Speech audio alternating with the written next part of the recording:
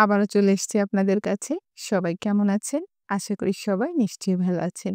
আজ কোনো রেসিপি করব না। আজ আমাদের ঘেরের মাছ ধরা আপনাদের দেখিয়ে দিব।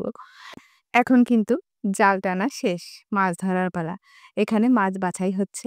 বড়, বড় মাছগুলো আমরা রেখে দিব খাওয়ার জন্য আর বিক্রি করার জন্য।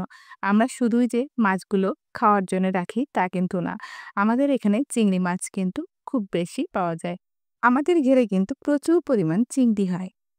সব চিংড়ি তো আর খাওয়া সম্ভব না, আর খাওয়াও যাবে না, তাই না? এর জন্য আমরা ছোট চিংড়িগুলো বাছাই করে নেই, আর বড় চিংড়ি খাওয়া আর বিক্রি হয়। এই ধরনের জাল দিয়ে কিন্তু আমাদের ঘেরে মাছ ধরা হয়। অনেক লোক আছে মাছ ধরার জন্য। ৫ জন লোক আমরা মাছ ধরার জন্য নিয়ে এসেছি। দেখুন, বড় মাছগুলো এভাবে আমরা বাছাই করে রেখে দেই। আর ছোট মাছগুলো আবারও ঘেরে ছেড়ে দিই পরবর্তীতে ধরার জন্য। ঘেরে টাটকা মাছ খাওয়ার স্বাদই আলাদা, তাই না? খুব ইচ্ছা ছিল মাছের রেসিপি আপনাদের সঙ্গে আজ শেয়ার করব।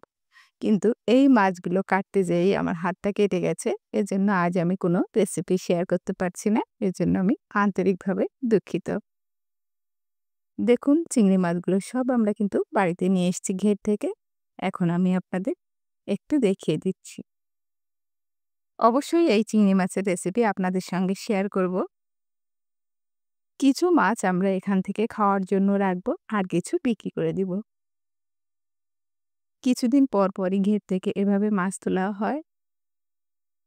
এই মাছগুলো দিয়ে আমি খুব সুন্দর, সুন্দর রেসিপি নিয়ে অবশ্যই আপনাদের কাছে চলে আসবো। এই মাছগুলো দিয়ে আমি চিংড়ি মাছের ফ্রাই করব। এগুলো কিন্তু খুবই মজার হয়। অবশ্যই আমি আগামী ভিডিওতে চিংড়ি মাছ ফ্রাই আপনাদের দেখিয়ে দিব।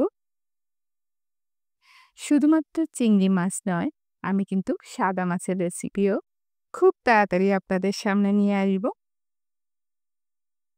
যে এই মাছগুলো কাটতে যেয়েই কিন্তু আমার হাত কেটে গেছে। তাই আমি আজ কোনো ভিডিও করতে পারছি না। আগামীতে অবশ্যই ভিডিওগুলো দেখিয়ে দিব। দেখুন কত বড় মাছ। এটা আসলে ক্যামেরায় অতটা বোঝা যায় না।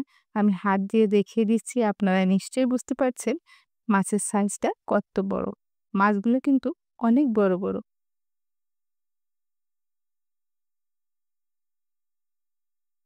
আজ তাহলে এখানেই বিদায় নিচ্ছি। পরবর্তীতে আসবো অবশ্যই কোনো রেসিপি নিয়ে।